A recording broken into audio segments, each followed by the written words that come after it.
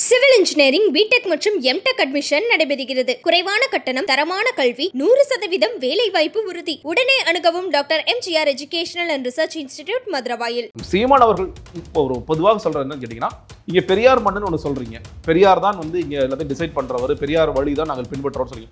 இல்ல, அவருக்கு எதிரான வாக்குகளை வாங்கி கொண்டு நான் வெற்றி பெறுவேன் அப்படிங்கிறத அவர் சொல்கின்ற முழக்கம். பெரியார் மண்ணு, பெரியாரே ஒரு மண்ணுன்னு அவர் சொல்றாரு. இந்த அளவுக்கு தீவிரமாவே இப்ப எதிர்க்கிறார் அவர்.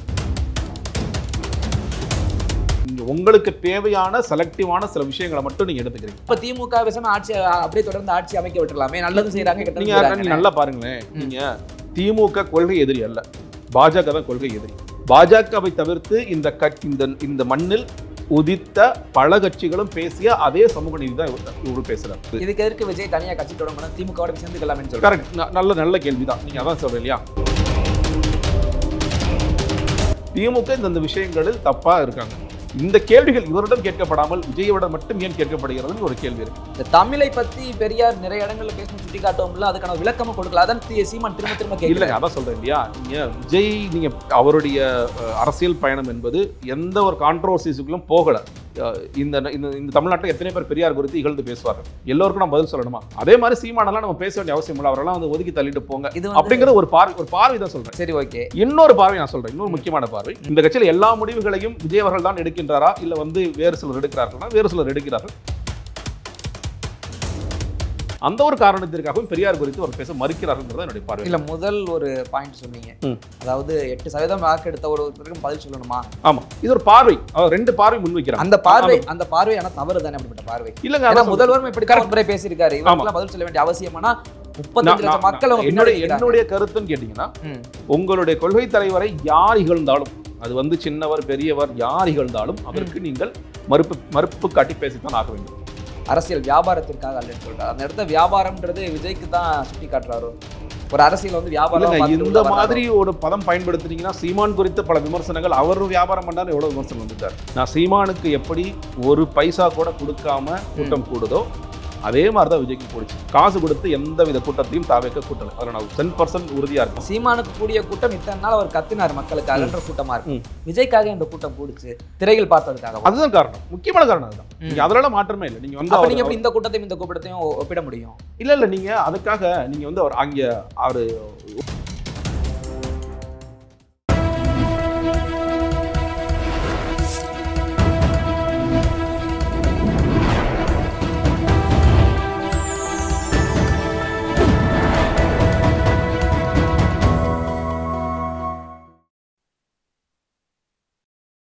சேனல் 5 தமிழ் நேயர்களுக்கு வணக்கம்.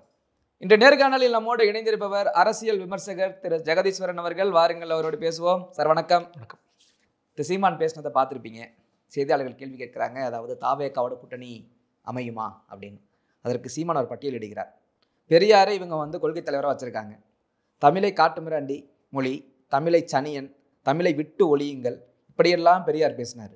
இதில் எதை விஜய் ஏற்கிறார் அப்படின்னு கேட்கிறார். இன்னொன்று, தொல்காப்பியரை பார்ப்பன அடிமைன்னு சொல்றாரு, வள்ளுவரையும் பார்ப்பன அடிமைன்னு சொல்றாரு. இப்படி சொன்னவரை விஜய் ஏற்கிறாரா இப்படின்னா ஒரு கேள்வி எழுப்புறாரு. உங்களுடைய பார்வையில சொல்லுங்க. இல்லைங்க, நீங்க இந்த கொள்கை பிரகடன மாநாடு அக்டோபர்ல வந்து தமிழக வெற்றி கழகம் நடத்தும் பொழுது 5 கொள்கை தலைவர்களை அப்பதான் முதலாக அறிமுகப்படுத்துறாங்க. முன்னாடி கட் அவுட்லாம் நீங்க பார்த்துருப்பீங்க. ஆமா, சில பேர் வந்து அவங்களுடைய லெட்டர் பேட்ல போடும்பொழுது பெரியார், ஏன்னா முதலாக கல்வி மாநாட்டில் பெரியாரை படியுங்கள், அம்பேத்கரை படியுங்கள், காமராசரை படியுங்கள்னா ஒருவேளை இவர்கள் 3 பேரும் தான் கொள்கை தலைவர்களாக இருப்பார்களோன்னு நினைத்து கொண்டு அவங்களா போட்டுட்டு இருந்தாங்க. இல்லை, எங்களுடைய கொள்கை தலைவர்கள் யார் அப்படின்னு 5 பேரை இவங்க தான் பிரகடனப்படுத்துறாங்க. அந்த பிரகடனப்படுத்தும் பொழுது கூட பெரியாரை நாங்கள் பின்பற்றினாலும் அவர் சொன்ன கடவுள் மறுப்பை நாங்கள் பின்பற்றுவதில்லை. அதிலே கூட நிறைய பேருக்கு முரண் இருந்துச்சு. நீங்க வந்து நீங்க அந்த ஒரு கருத்தை தான் சொல்றீங்களா? இல்ல விஜய் அவர்கள் சொன்னது, விஜய் அவர்கள் மேடையில் சொன்னது, பெரியாரை நாங்கள் பின்பற்றினாலும் கடவுள் மறுப்பை நாங்கள் ஏற்றுக்கொள்ள போவதில்லை. ஏன்னா நிறைய மக்கள் வந்து இங்கே கடவுள் மறுப்பை அவங்க எடுத்துக்கிறது இல்லை.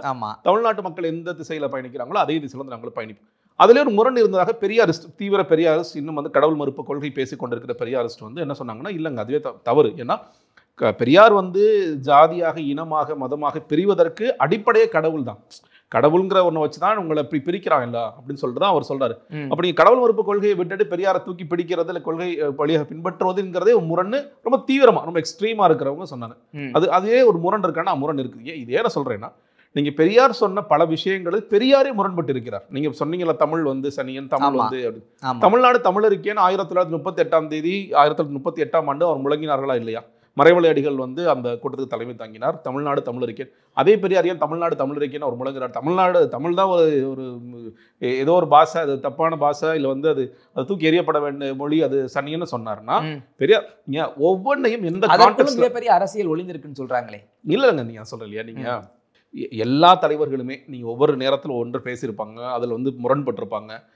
ரொம்ப தீவிரமாக கடவுள் மறுப்பு பேசுகிறவர்கள் பிற்காலத்தில் வந்து கடவுளை ஏற்றுக்கொண்டவர்களாக மாறியிருப்பார்கள். கடவுளை ஏற்றுக்கொண்டவர்கள் பிற்காலத்தில் கடவுள் மறுப்பு கொள்கையாளர்களாக மாறியிருப்பார்கள். வயது கூட ஒரு காரணமாக இருக்கும். இளம் வயதில் நம்ம பார்க்கிற பார்வை வேற ஒன்றாக இருக்கும், அதற்கு பிறகு அது மாறும். அதெல்லாம் வந்து நடக்கக்கூடிய ஒன்று தான்.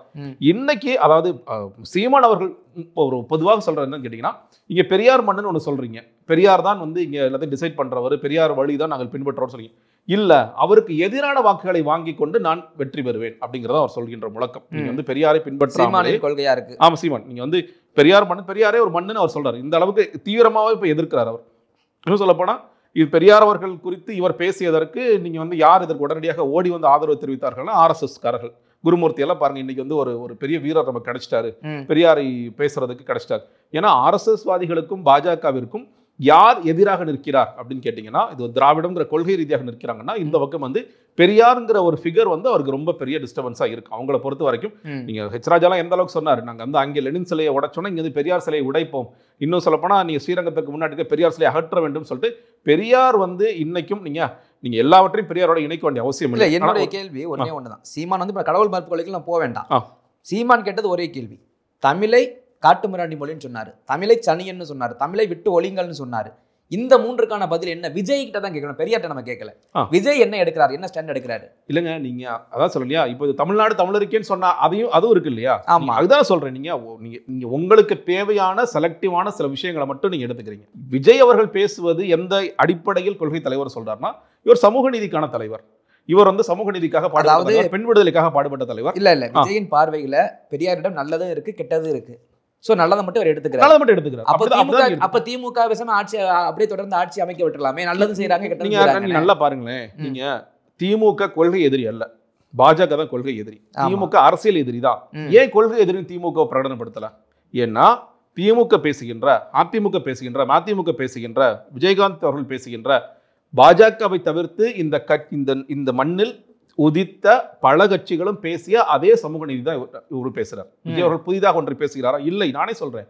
நீங்க இந்த கொள்கை என்பது எங்கிருந்து வருகிறதுன்னு கேட்டீங்கன்னா, சில பேர் திமுக வருது, அதிமுக இல்ல, மக்கள்கிட்ட இருந்து வருது, மண்ணில இருந்து வருது. இந்த மண்ணுக்கு வந்து சமூக நீதி கொள்கை பார்வை தேவையா தேவையில்லையா? இல்லைங்க, சமூக நீதியில நம்ம 100% நிறைவடைச்சிட்டோம்.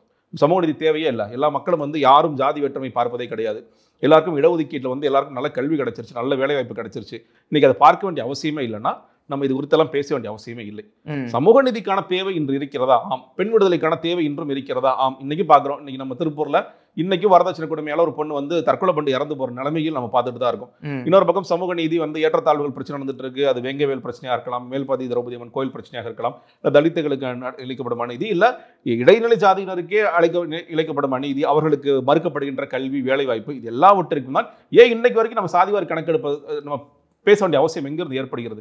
எல்லா ஜாதிக்கும் எல்லாம் கிடைக்கல, அவங்க வந்து டிவைடடா இருக்காங்க, சரி ஓகே, ஆனா எல்லாருக்கும் எல்லாம் கிடைத்துடனே கிடைக்கல, அப்ப சமூக நீதி பேசணும். அந்த பார்வையிலிருந்து திமுக பேசுகின்ற, அதிமுக பேசுகின்ற, மற்ற கட்சிகள் பேசுகின்ற அதே சமூக நீதி தான் தமிழக வெற்றிக் கழகம் பேசுகிறது. இதுக்கு எதற்கு விஜய் தனியா கட்சி தொடங்கணும், திமுகவோட சேர்ந்துக்கலாமே சொல்றாங்க. கரெக்ட், நல்ல கேள்விதான். நீங்க அதான் சொல்றீங்க இல்லையா, திமுக செய்கின்ற தவறுகளுக்கு மாற்றாக நான் கட்சி துவங்கிறேன்னு சொல்றேன். நீங்க விஜய் அவர்கள் கொடுக்கின்ற பல ஸ்டேட்மெண்ட்ஸை நீங்க பார்க்கலாம். நீங்க ஒவ்வொன்றிலையும் திமுகவை சுட்டிக்காட்டி அவர் ஏன் பேசுறாருன்னு கேட்டீங்கன்னா, திமுக இந்த விஷயங்களில் தப்பா இருக்காங்க, அதை நாங்கள் சரி செய்யணும். கள்ளச்சாராய பிரச்சனை வருது, அந்த கள்ளச்சாராய பிரச்சனை ஒழிப்பதற்கு நாங்கள் வருகிறோம். பரந்தூர் விமான நிலையம் அவங்க வந்து அது வந்து நீர்நிலைகளை அழித்து கட்டுறாங்க, எங்களுக்கு விவசாயம் முக்கியம், நீர்நிலைகள் முக்கியம், அதனால் நாங்கள் வேறொரு திசையில் பயணிக்கிறோம். இப்போ இந்த மாதிரியான போதாமைகள், திமுக செய்கின்ற தவறுகள், சட்டம் ஒழுங்கு பிரச்சனை, திமுக கொடுத்த வாக்குறுதிகள், அதில் வந்து ஊழலை ஒழிப்புன்னு சொல்லி சொன்னாங்க, ஊழலை ஒழிக்கல, இந்த மாதிரியான காரணங்களுக்காக அதே கொள்கைகளை தாங்கிய தமிழக வெற்றிக் கழகம் வந்திருக்கு. நீங்க இந்த கேள்வியை அதிமுக உதயமானும் போது எம்ஜிஆர் பையங்க திமுக கொள்கை தான் நீங்க பேசுறீங்க, வித்தியாசமான பேசுறீங்க, எதுக்காக நீங்க கட்சி ஆரம்பிச்சீங்க, பேச ஒழுங்கா சேர்ந்து இருந்திருக்கலாம்ல, கலைஞருக்கு உங்களுக்கு சண்டைனாலும் கொள்கை ஒன்று தானே, நீங்க ஒன்னா சேர்ந்து பயணிக்க வேண்டியதான், எதுக்கு தனியாக கட்சி ஆரம்பிச்சு யாரும் கேட்கல. இன்னைக்கு அவ்வளவு மீடியா கிடையாது. இந்த கேள்வி அதே மாதிரி அன்னைக்கு நீங்க பொருத்தி பார்க்குற இந்த கேள்வியை பொருத்தி பார்த்தீங்கன்னா எம்ஜிஆர் போய் கேட்டிருக்கணும், இல்ல நீங்க வைகோட்டு ஏங்க எதுக்கு பிரிஞ்சு வந்தீங்க? ஒரே கொள்கை தான் நீங்க பேசுறீங்க. திமுக அச்சசலான கொள்கை தான். ஏதாவது மாற்றம் இருக்குமா? எந்த மாற்றமும் இருக்காது. நீ விசிக கொள்கைன்னா தமிழ் தேசியமும் பேசுறாங்க, திராவிடம் பேசுறாங்க. திமுக பேசுற பல கொள்கைகள் நீங்க பேசுறீங்களே, ஏங்க நீங்க பேசுறீங்க அப்படின்னு நீங்க கேட்கலாம். இந்த கேள்விகள் இவரிடம் கேட்கப்படாமல் விஜயோட மட்டும் ஏன் கேட்கப்படுகிறதுன்னு ஒரு கேள்வி இருக்கு. எல்லோரும் பேசுகின்ற இந்த மண்ணுக்கான கொள்கைகளைத்தான் விஜயும் பேசுகின்றார். அதில் தமிழ் தேசியமும் இருக்கு, திராவிடமும் இருக்கு, ரெண்டுமே சார்ந்து இருக்கிறதான்னு பார்க்கிறேன். அதனால அவரும் பேசுகின்றார். திமுக செய்கிற தவறுகள், பாஜக செய்கிற தவறுகளுக்கு மாற்றாக அவருக்கு ஒரு வாய்ப்பு கொடுக்க வேண்டும்ங்கிறது அவருடைய குரலாக. விஜய் பேசியது ரைட், ஓகே. பெரியார்ல வந்து கடவுள் மறுப்பு கொள்கை அப்படின்றத அவர் சுட்டி காட்டினாரு. ஆமா, இந்த தமிழை பத்தி பெரியார் நிறைய இடங்கள்ல பேசின சுட்டி காட்டுவோம்ல, அதுக்கான விளக்கமும் கொடுக்கல. அதான் சீமான் திரும்ப திரும்ப கேட்கல. அதான் சொல்றேன் இல்லையா, நீங்க விஜய் நீங்க அவருடைய அரசியல் பயணம் என்பது எந்த ஒரு கான்ட்ரோவர்சிஸுக்குள்ளும் போகல. இன்னொன்னு நீங்க நானே சொல்றேன், நீங்க சீமானவர்கள் பெரியார் குறித்து மோசமாக பேசும் பொழுது விஜய் அது கருத்தை தெரிவிக்காம இருக்கார். அது ஒன்னு ஸ்ட்ராட்டஜின்னு சொல்றாங்க. ஒன்னு என்ன சொல்றாங்கன்னா, ஒரு 8% வாக்கு வாங்கிய ஸ்ட்ராட்டஜியா, அது ஒரு ஸ்ட்ராட்டஜின்னு சொல்றாங்க அந்த கட்சி தலைவரை பேசும்போது. ஆமா ரெண்டு பார்வை இருக்குங்க. ரெண்டு பார்வை. ஒன்னு ஸ்ட்ராட்டஜி, இந்த ஸ்ட்ராட்டஜிக்காக நாங்க வந்து ஒரு 8% வச்சிருக்கிற ஒருத்தருக்கு கொள்கையை பத்தி, ஏன்னா இந்த தமிழ்நாட்டில் எத்தனை பேர் பெரியார் குறித்து இகழ்ந்து பேசுவார்கள், எல்லோருக்கும் நம்ம பதில் சொல்லணுமா? அதே மாதிரி சீமானெல்லாம் நம்ம பேச வேண்டிய அவசியம் இல்லை, அவரெல்லாம் வந்து ஒதுக்கி தள்ளிட்டு போங்க அப்படிங்கிற ஒரு பார்வை தான் சொல்றேன். சரி, ஓகே. இன்னொரு பார்வை நான் சொல்றேன், இன்னொரு முக்கியமான பார்வை. அந்த கட்சியில இருக்கின்ற நீங்க அரசியல் ஆலோசகராக இருக்க ஜான் ஆரோக்கியசாமி, அவர் என்னன்னா பெரியார் குறித்து பாஜக ஏதாவது பேசினா உடனடியாக ரியாக்ட் பண்றாரு. நீங்க வந்து உங்களுக்கு ஞாபகம் இருக்கும், பாராளுமன்றத்தில் நீங்கள் பெரியார் குறித்த வாதங்கள் பேசப்படும் பொழுது, நிர்மலா சீதாராமன் பேசும்பொழுது ஓடி வந்து உடனடியாக நீங்க அந்த நேரத்தில் கேட்டிருக்கீங்க, 8% கட்சிக்கே பதில் சொல்ல மாட்டீங்க, 3% கட்சிக்கு பதில் சொல்றீங்க, 4% கட்சிக்கு பதில் சொல்றீங்கன்னு சொல்லலாம். அந்த கட்சியில் இருக்க ஜான ஆரோக்கியசாமி அவர்களுக்கு பெரியார் முக்கியமா சீமான் முக்கியமான, சீமான் முக்கியம் நினைக்கிறார். அவருடைய விசுவாசம் வந்து சீமானுக்கு இருக்கு, ஏன்னா அவர் சீமான் வேலை பார்த்தவர். இன்னும் என்னோட விசுவாசம், நான் வந்து விஜய் சம்பளம் வாங்கினாலும் ஏன் விசுவாசம் சீமான் இருக்கு, அதனால நான் பேச மாட்டேன்னு அவர் முடிவு பண்றார். இந்த கட்சியில் எல்லா முடிவுகளையும் விஜய் அவர்கள் தான் எடுக்கின்றாரா, இல்ல வந்து வேறு சிலர் எடுக்கிறார்களா? வேறு சிலர் எடுக்கிறார்கள். விஜய் அதற்கு இசை தெரிவிக்கிறார் தான் நான் பார்க்கின்றேன். அந்த ஒரு காரணத்திற்காகவும் பெரியார் குறித்து அவர் பேச மறுக்கிறார்கள் என்னுடைய பார்வை. இல்ல, முதல் ஒரு பாயிண்ட் சொன்னீங்க, அதாவது 8% வாக்கு எடுத்த ஒருத்தருக்கு பதில் சொல்லணுமா? ஆமா, இது ஒரு பார்வை. அவர் ரெண்டு பார்வை முன்வைக்கிறார். அந்த பார்வை ஆனா தவறு தானே? அப்படிப்பட்ட பார்வை இல்லங்க. முதல்வரும் இப்படி முறை பேசியிருக்காரு, இவங்கெல்லாம் பதில் சொல்ல வேண்டிய அவசியமானா 35 லட்சம் மக்கள் என்னுடைய கருத்துன்னு கேட்டீங்கன்னா, உங்களுடைய கொள்கை தலைவரை யார் இகழ்ந்தாலும், அது வந்து சின்னவர் பெரியவர் யார் இகழ்ந்தாலும் அதற்கு நீங்கள் மறுப்பு காட்டி பேசித்தான் ஆக வேண்டும். நீங்க ஏதாவது ஒரு தருணத்தில் பேசணும், இல்லை அந்த தருணத்திலேயே நீங்கள் பேசுவது தவறு. எங்களோட கொள்கை வழிகாட்டி நீ எப்படி பேச, அதான் சொல்றேன். நீங்க பாராளுமன்றத்தில் பேசும் பொழுதோ பாஜக பேசும் பொழுதும் நீ உடனே ரியாக்ட் பண்றாங்க. எங்களோட கொள்கை தலைவரான பெரியார் குறித்து உங்களுக்கு என்ன தெரியும், அம்பேத்கர் குறித்து என்ன தெரியும்னு விஜய் அவர்கள் அறிக்கை எழுதி அனுப்புறார். ஆனா சீமான் பேசும்போது அதை கடந்து போவதுங்கிறது ஒரு இரட்டை நிலைப்பாடு தான். அது தவறு தான் நான் சொல்றேன். நீங்க பேசித்தான் ஆகணும். பெரியார் அவர் சீமானுக்கு இந்த கருத்து இருக்குன்னா நான் இப்ப சொல்றேன், விளக்கம் கொடுக்குறேன் இல்லையா, அந்த மாதிரி விளக்கத்தை கொடுங்கள். பெரியார் வந்து இந்த மாதிரி பேசினாரா, ஏன் பேசினார், எந்த கான்டெக்ட்ல பேசினார், அவர் அந்த பேச்சை மாற்றிக்கொண்டாரா, இல்ல வந்து தமிழருக்கு ஏன் அப்புறம் பேசினார்னு போன்ற விஷயங்களை பேசுங்கள். இல்ல எங்களுக்கு அந்த கான்ட்ரோவர்சிக்குள்ள போக நாங்க விரும்பல, நாங்க பெரியாருடைய இந்த முக்கியமான கொள்கைகளை மட்டும்தான் எடுத்து, சமூக நீதி, பெண் விடுதலை, இந்த மாதிரி விஷயங்களை மட்டும்தான் நாங்கள் தொடர்றோம், இந்த மொழி குறித்து நாங்கள் பேச விரும்பவில்லைங்கிற விளக்கங்களை நிச்சயமாக தமிழகத்தில் கொடுக்கணும் தான் பார்க்கிறேன். ஓகே சார், இப்போ நீங்க சில சமயங்களை பார்த்துருக்கலாம், நல்லா முகம் தமிழ்நாட்டு மக்களுக்கு தெரிந்த சில ஊடகவியலாளர்கள் விஜய்க்கு ஆதரவாக, இதற்கு முன்னாடி அதே வாய் தான் விஜயை எப்படியெல்லாம் இகழ்ந்து பேசிய அதே வாய் இன்று விஜயை புகழ்ந்து பேசுது. அதற்கு சீமான் தரப்புலேருந்து கண்டனங்கள்லாம் வருதா? ஏன் வருது அப்படின்னா, இவங்க புகழலாம், அதுக்கு இன்னொருத்தவங்களை மட்டம் தட்டி பேசக்கூடாது. சீமான்ற ஒரு கட்சியை ரொம்ப மட்டம் தட்டி பேசுனாங்க, பனைமரம் ஏறுறாங்க, சும்மா வித்தை காட்டுன்ற மாதிரிலாம் பேசுறாங்க. ஸோ இந்த இடத்துல இப்படி மீடியா தரப்புல மக்கள் மத்தியில முகத்தை வெளிச்சமா காமிச்ச ஒருவர் விஜய்க்காக பேசுறாருன்னா இங்க ஒரு வியாபாரம் நடக்குதோ ஒரு வேலை? இல்லைங்க, அதாவது இந்த நெரேட்டிவ் ஏன் மாறிட்டே இருக்குன்னா, இன்னைக்கு வந்து யாருக்குமான போட்டி ஆக மாறுகிறது. இப்போ தமிழக வெற்றிக் கழகம் டிக்ளேர் பண்ணும்போது அவர் விஜய் அவர்களே சொல்கின்றார், இந்த களம் என்பது டிஎம்கே அகேன்ஸ்ட் டிவிகே அப்படின்னு டிக்ளேர் பண்றார். அதுக்கு பிறகு ஒரு பேச்சு என்ன நடக்குதுன்னா, இந்த என்டிஏ கூட்டணிக்குள்ள தொடர்ச்சியாக ஒரு அழைப்பு வந்துட்டு இருக்கு. அதாவது இதெல்லாம் வந்து அதிமுக பாஜக கூட்டணி அமைவதற்கு முன்னாடி, அதுக்கு பிறகு அந்த கூட்டணி அமைகிறது. அந்த கூட்டணி அமைந்தவுடன் பாஜக தரப்புலேருந்து வெளிப்படையாகவே நயினார் நாகேந்திரன், தமிழிசை சவுந்தரராஜன், வானதி சீனிவாசன் எல்லாருமே என்ன சொல்றாங்க, விஜய் வந்தால் நல்லா இருக்குங்கிறாங்க. அதே பக்கம் இங்கே ராஜேந்திர பாலாஜி எல்லாருமே அவன் கூட வருவார்னு நினைக்கிறோம், செல்லூர் ராஜு, இந்த பல பேரும் வந்து சொல்லிட்டே இருக்காங்க. விஜய் அதுக்கு மௌனமாக இருக்கிறார். அந்த கட்சியில் இருக்கிற இரண்டாம் கட்ட நபர்கள்லாம் பேசிக்கிட்டு இருக்காங்க, ஆனால் விஜய் அவர்கள் மௌனமாக இருக்கிறார். அப்போ ஒருவேளை இந்த கூட்டணிக்குள்ள அவர் போக போகிறாருன்னு ஒரு கேள்வி வந்துகிட்டே இருக்கு. இப்பொழுது சமீபத்தில் நடந்த செயற்குழு கூட்டத்தில் அதை உடைக்கிறார். இல்லை, நான் வந்து என்னோட கொள்கை எதிரியான பாஜகவுடன் எந்த காலத்திலும் நான் கூட்டணி வைக்க முடியாது, அதுதான் என்னோட நிலைப்பாடு அப்படின்னு சொன்ன உடனே ஸோ புரிதல் எப்படி மாறுதுன்னா, அப்போ அதிமுக அங்கம் வகிக்கின்ற என்டிஏ கூட்டணிக்குள்ள விஜய் போக மாட்டார் அப்படின்னு ஒரு புரிதல் மாறுது. அப்போ இந்த ஊடகவியலாளர், நீங்கள் சொல்ற ஊடகவியலாளருக்கலாம், யார் வந்து முதலில் வர வேண்டும் அப்படின்னா திமுக கூட்டணி முதலில் வர வேண்டும். இரண்டாவது இடத்திற்கு விஜய் வந்தாலும் பரவாயில்லை, என்டிஏவோ இல்லை நாம் தமிழர் சீமான வரக்கூடாது அப்படிங்கிற ஒரு போக்கு அவங்கள்ட்ட, ஒரு பார்வை அவங்கள்ட்ட இருக்குது. நீங்கள் சீமான் வருவாரன்னா இன்னைக்கு எனக்கு தெரிஞ்ச வாய்ப்பும் இல்லை. அந்த 8% வந்து குறையலாம் கூடலாம். ஆனால் உடனடியாக ஜம்ப் பண்ணி 2வது இடத்துக்கு வருவார்னா வரமாட்டார். எதிர்கட்சி தலைவர் ஆகுவார்னா ஆக மாட்டார். அவரை கூட தனிச்சு நிற்கும் பொழுது ஜெயிப்பாரான்னா அதெல்லாம் பெரிய கேள்விக்குறி தான். அப்படிதான் இருக்கு. அப்படி இருக்கும் பொழுது அவங்க என்ன பண்ணுறாங்கன்னா, இப்போ எடப்பாடி பழனிசாமியை 3ஆம் இடம் தள்ளுவதற்கு விஜயை பயன்படுத்திக் கொள்ளலாம். விஜய்க்கு ஏன்னா ஒரு 4 நாள் முன்னாடி வரைக்கும் விஜய் ஒருவேளை அந்த கூட்டணிக்கு போயிடுவாரோன்னு நினச்சி விஜய்க்கு என்ன வாக்கு வங்கி இருக்குது ஒன்றுமே இல்லைன்னு பேசிட்டு இருந்தவங்க இப்போ இல்லை உண்மைதான், விஜய்க்கு ஒரு வாக்கு வங்கி இருக்குது, அவருக்கு வந்து ஒரு மக்கள் ஆதரவு இருக்குது, இளைஞர்கள் ஆதரவு இருக்குது, பெண்கள் ஆதரவு இருக்குது அப்படின்னு ஒரு மாற்றி சொல்கிறாங்க. அவங்கள பொறுத்த வரைக்கும் முதல் இடத்துல திமுக நிப்பாட்டணும், 2வது இடத்துல வந்து யார் வேண்டுமானாலும் வரலாம். அதில் எடப்பாடியை விட விஜய் வந்தால் கம்ஃபர்டபுளாக இருக்கும்னு நினைக்கிறேன். அதற்கு ஒரு காரணம் இருக்குது. ஏன் வந்து பத்திரிகையாளர்கள் இப்படி மாறுறாங்கன்னா, அவர்களை பொறுத்த வரைக்கும் இங்கே வளர்வது அதிமுக மேலே பாஜக வளர்கிறது. பாஜக நாங்கள் வளரக்கூடாதுன்னு நாங்கள் நினைக்கின்றோம். பாஜக வந்து ஒரு நெகட்டிவ் ஃபோர்ஸ், இந்த தமிழ் மண்ணுக்கு ஒரு அப்பா சக்தி, இந்த சக்தி வளரக்கூடாதுன்னு நினைக்கின்ற காரணத்தினாலும் விஜயை நம்ம ப்ரமோட் பண்ணி 2வது கொண்டு வரலாமே தவிர எடப்பாடி அணியையோ இல்லை பாஜக அணியோ கொண்டு வரக்கூடாது அப்படிங்கிறதும் அவங்களோட ஒரு நெரட்டிவ்ல காரணமாக இருக்கு. நான் இடையில பேசினதுக்கு வியாபாரம் வார்த்தையை பயன்படுத்தினேன். காரணம் சீமான் சொன்னது தான், நாங்கள் அரசியல் விடுதலைக்காக போராடுகிறோம், அரசியல் வியாபாரத்திற்காக அல்லன்னு சொல்றாரு. அந்த இடத்த வியாபாரம்ன்றது விஜய்க்கு தான் சுட்டி காட்டுறாரோ? ஒரு அரசியல் வந்து வியாபாரம் இந்த மாதிரி ஒரு பதம் பயன்படுத்துனீங்கன்னா சீமான் குறித்த பல விமர்சனங்கள், அவர் வியாபாரம் பண்ணாலும் எவ்வளவு விமர்சனம் வந்துட்டு இருக்கு. நீங்க வந்து ஒவ்வொரு தேர்தலிலும் அவர் வந்து வியாபாரம் சொல்ல காரணம் என்னன்னா, சீமானுடைய ஒரு மாநாடு கூட்டங்களா இருக்கட்டும், நீங்க பாக்குறீங்க நிறைய பார்க்க முடியுது. பணம் கொடுத்து கூட்ட மாதிரி தெரியாது, நிச்சயமா கிடையாது. அப்படி நான் 100% சொல்றேன். அப்படி அவருடைய அரசியல் போக்கு இருக்கும்போது தாவேகா முதல் விக்ரவாண்டி நம்ம மீட்டிங்கை பார்க்க முடிஞ்சது. எந்த அளவுக்கு செலவு பண்ணாங்க மாநாட்டுக்கு, மக்களுக்கு என்னென்ன கொடுத்து உணவுலேருந்து நிறைய பார்த்தோம். இவ்வளவு செலவு பண்ணி ஒருத்தவங்க வர்றாங்க அரசியலுக்குன்னா அவங்க அது வியாபாரமா தானே பார்த்து. இல்லை நீங்கள் நான் சொல்கிறேன் இல்லையா, நான் சீமானுக்கு எப்படி ஒரு பைசா கூட கொடுக்காம கூட்டம் கூடுதோ அதே மாதிரி தான் விஜய்க்கும் கூடுச்சு. எந்த செலவும் பண்ணல. இன்னும் சொல்கிறேன், நீங்கள் வந்து இந்த விக்ரவாண்டியில் நடந்த மாநாட்டிற்கு அதிகமாக இப்போ செலவு செய்துன்னு பார்த்தீங்கன்னா விஜய் அவர்கள் அந்த மேடை அலங்காரத்திற்கு விவசாயிகளுக்கு கொடுத்தது செலவு பண்ணியிருப்பார்.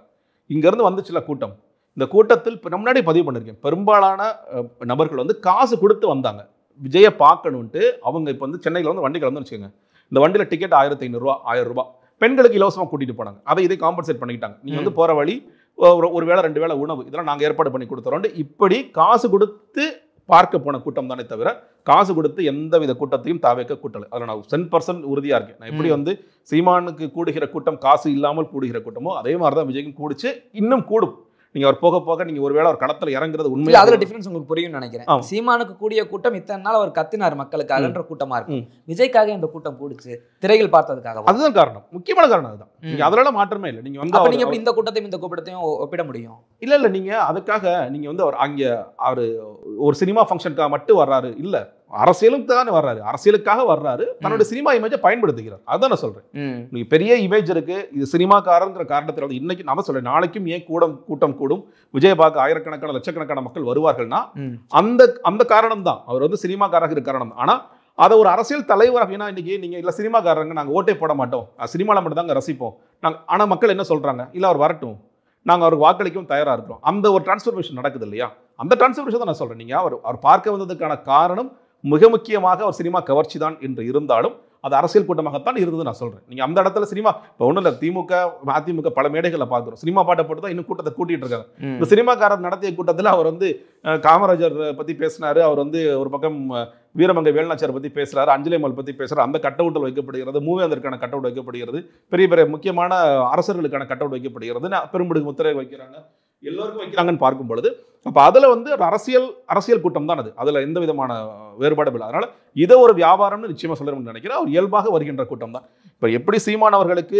இருக்கின்ற தம்பிகள் வந்து ரொம்ப நேர்மையாக அவருக்காக களமாடுகிறார்களோ அதே மாதிரி தான் வந்து விஜய்க்கு இருக்கிறவர்களும் இருக்கிறார்கள் நான் பார்க்கிறேன். இல்லை, நீங்க ஆரம்பத்தில் வார்த்தை சொன்னீங்க, திமுகவுக்கு மாற்றாகத்தான் அதிமுக அன்னைக்கு எம்ஜிஆர் தொடங்கினார், அன்னைக்கு யாரும் கேள்வி கேட்கல, இதே கொள்கை கேட்கலன்னு சொன்னீங்க. நான் என்ன கேட்கிறேன், இப்போ அதே கொள்கையை வச்சு தான் விஜய் வர்றாரு, உங்களுக்கு மாற்றா வரணும்னு வர்றாரு. மாற்றா வரும்போது திமுக என்ன செய்ததோ அதே தான் விஜயும் செய்கிறாரோ. இப்போ நிறைய சம்பவங்கள் நடந்தது, எல்லா இடத்துக்கும் போறாரு. இப்போ அஜித்குமார் லாக்அப் டெத்து, அங்கே போய் பணத்தை கொடுத்தாரு.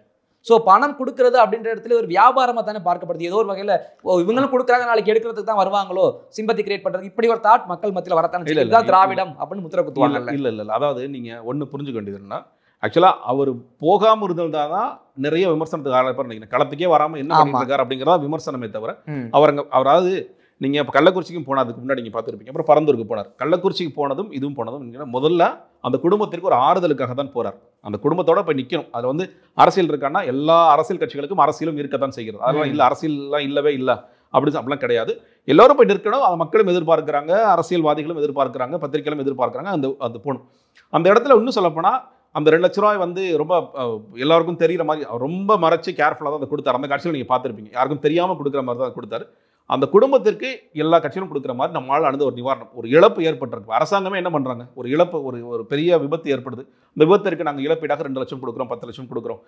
ஒரு விமான விபத்து ஏற்பட்டுச்சு, விமான விபத்துக்கு நாங்கள் 1 கோடி ரூபா கொடுக்குறோம். ஏன்னா அந்த உயிரை மீட்க முடியாது. அந்த உயிருக்கான நிவாரணமாக அவங்களோட மற்ற அவங்களுடைய உறவினர்களுக்கும் யார் அவங்கள அண்டி அந்த தவறு ஆரம்பிக்குதோ, எப்படி கொடுக்கத்தானே அவங்களுடைய எண்ணம், நாளைக்கு இவ்வளவு கொடுத்துருக்கோம் நமக்கு எடுக்கணும்ன்ற மாதிரி தானே இன்னைக்கு பல கட்சிகள் அரசியலை நோக்கி போய். அதான் சொல்லல, இது அதாவது இதுல என்ன அரசியல் இருக்கு, நீதி கேட்டு அவர் விஜய் இப்போ வரைக்கும் நின்றுந்தாருன்னா ரைட், ஓகே. இப்போ அவருடைய தம்பி இன்னமும் கேட்கிறாரு, அரசு வேலை கூட ரெண்டுமே கேட்கிறாரு. அவர் வந்து நீதி கேட்காம நான் வந்து நிவாரணம் மட்டும் ஏதோ என்ஜிஓ மாதிரி இப்போ நிவாரணம் மட்டும் கொடுக்குறாருன்னா வேற. முதல்ல காலையிலேயே அறிக்கை வந்துருச்சு. முதல்ல வந்து அவங்க கட்சியில் பொதுச் செயலாளர் அறிக்கை கொடுத்தாரு. அதற்கு பேர் இவர் ஒரு டீட்டெயிலாக அறிக்கை கொடுக்குறாரு. அந்த அறிக்கை வந்து இதில் யாரெல்லாம் குற்றம் சாட்டப்பட்டவர்களோ அவர்கள் மேலே தண்டனை கொடுக்கணும்னு சொல்லிட்டு, அதற்கு வந்து சொல்லப்போனால் நீங்கள் கோர்ட்டில் வந்து கோர்ட் மானிட்டர்டாக இருக்கட்டும், சிபிஐ கூட போக வேண்டிய அவசியம் இல்லை, கோர்ட் மானிட்டர்டு இன்வெஸ்டிகேஷன் அது மாறட்டும் சொல்லி சொல்கிறாரு. அதனால் நியாயமான பல கேள்விகளை முன் வச்சார். இந்த வாட்டி கேள்விகளை முன்வைத்த பிறகு எல்லோரும் களத்துக்கு வரணும்னு எதிர்பார்க்குறாங்க. அந்த களத்திற்கு போனார். அப்படிதான் இதை பார்க்கணுமே தவிர இதில் வந்து ஒரு அரசியல் செய்வதற்காகத்தான் வந்திருக்கிறார்கள். அதான் சொல்றேன், முழுக்க அரசியலாக இல்லை. எல்லா கட்சிகளுக்கும் அந்த அரசியல் செய்ய தான் செய்வாங்க. ஆனால் அந்த இடத்திற்கு நீங்கள் போய் தான் ஆகணும். இன்னும் போகாமல் இருக்க முடியாது. நீங்கள் கள்ளக்குறிச்சியாக இருக்கலாம், மற்ற இடங்களாக இருக்கலாம். அந்தந்த இடங்களுக்கு நீங்கள் போய்த்தான் ஆக வேண்டும். ஓகே, விஜயின் அரசியல் கூட்டணி இல்லாமல் தான் இப்போது வரை பார்க்கப்படுது. கூட்டணின்ற வாய்ப்பு ஏதோ ஒரு வகையில் எள்ளுக்கிறை அளவாவது தெரியுதா எங்கேயாச்சும் கூட்டணின்னு? இல்லைங்க, வாய்ப்பு ரொம்ப, அதாவது இன்னைக்கு அதாவது ஃபஸ்ட்டு ரொம்ப ஆரம்ப காலத்தில் அதிமுகவுடன் தமிழக வெற்றி கழகம் கூட்டணிக்கு போகும். 2 விதமாக சொல்லப்படும். ஆமாம். ஒன்று, விஜயை முதலமைச்சராக ஏற்றுக்கொண்டு எடப்பாடியார்கள் வருவார்கள். நான் சொன்னது எப்படி வருவாங்க, எடப்பாடி அப்படின்னா அவர் வருவதற்காக வந்து இவ்வளோ கஷ்டப்பட்டு இருக்காரு, அது கிடையவே கிடையாது. அதுக்கு வாய்ப்புகளே கிடையாது. இப்போ விஜய் அவர்கள் வந்து சபார்டினேட்டாக போவாரான்னு சொல்லும்பொழுது இல்லை நாங்கள் வந்து பிரைமரி ஃபோர்ஸ் அப்படின்னு சொல்லி சொன்னாங்க. அப்போ எப்படி இந்த கூட்டணி அமையும் அப்படின்னு ஒரு கேள்வி எழுந்தது. அது எப்படியோ ஆல்மோஸ்ட் வந்து என்டிஏ வந்த பிறகு அது ஃபுல்லாக அது டோர் க்ளோஸ் ஆகிடுச்சு. க்ளோஸ் ஆன பிறகு கூட சில பத்திரிகையாளர்கள் இல்லைன்னு சொல்லப்போனால் அந்த கட்சியில் இருக்கிறவங்களே சில பேர் உள்ளுக்குள்ளே பேசினது, இல்லை அந்த கூட்டணி உடஞ்சிரும், என்டிஏ கூட்டணி உடஞ்சி பாஜக தனிச்சும் போயிடும், அதிமுக தனிச்சு போயிடும், தனியாக போகிற அதிமுக டிசம்பர் மாதத்திற்கு பிறகு தாவக நோக்கி வரும் அப்படின்னு சொல்லி சொன்னாங்க. அதற்கும் நேற்று எடப்பாடி அவர்கள் கோவையில் பேசும்பொழுது முற்றுப்புள்ளி வச்சுட்டான்னு பார்க்குறேன். எங்களுக்கும் பாஜகவிற்கும் என்ன சண்டைன்னு திருமாவளவன் எங்கே கண்டுபிடிச்சாரு? திருமாவளவனுக்கு மட்டும் கேட்கப்பட்ட கேள்வியாக நான் பார்க்கல, விஜய் அவர்களுக்கும் சேர்த்து கேட்கப்பட்ட கேள்வியாக தான் பார்க்கின்றேன். இந்த மாதிரி ஒரு நரேட்டிவ் செட் பண்ணாங்கன்னா அதில் நம்பி ஏமாறாதீங்க. என்றைக்குமே பாஜகவை உடச்சிட்டுலாம் நாங்கள் வரமாட்டோம். எங்களுக்கான பெட்டரான பார்ட்னர் வேறு வழி இல்லை. அது கட்டாய திருமணமோ ஏதோ ஒன்று, கல்யாணம் முடிஞ்சிருச்சு, இந்த பொண்ணோட தான் நான் வாழ்வேன்னு சொல்லிட்டார். டைவர்ஸ்லாம் பண்ணிட்டு வந்து வேற ஒரு புது பொண்ணெல்லாம் வர மாட்டேன்னு சொல்லிட்டாரு. அதில் ரொம்ப தெளிவாகவே சொல்லிட்டார். இப்போ அந்த டோர் க்ளோஸ்ட்.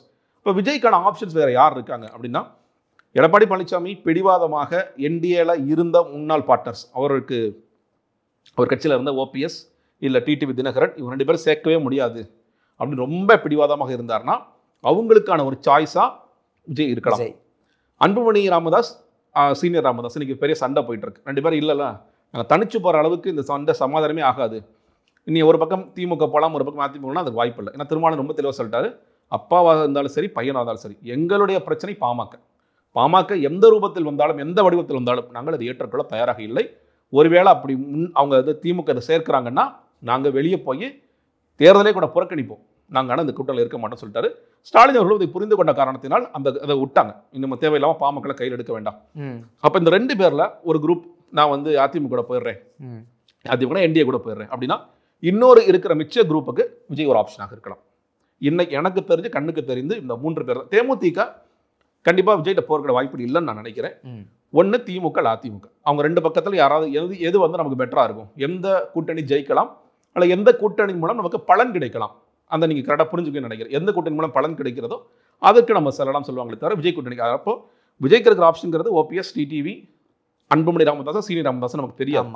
இப்போ இவங்க வர்றாங்கன்னா இதில் என்ன ஒரு பெனிஃபிட்னு கேட்டிங்கன்னா, விஜய் வந்து தன்னை ஒருவேளை சீனியர் ராமதாஸ் வந்தாருன்னா அவர் கூட சரி தம்பி வந்து முதலமைச்சர் வேட்பாளரை தன்னை பிரகடனப்படுத்திக்கலாம்னு சொல்லுவார், வாய்ப்பு இருக்குது.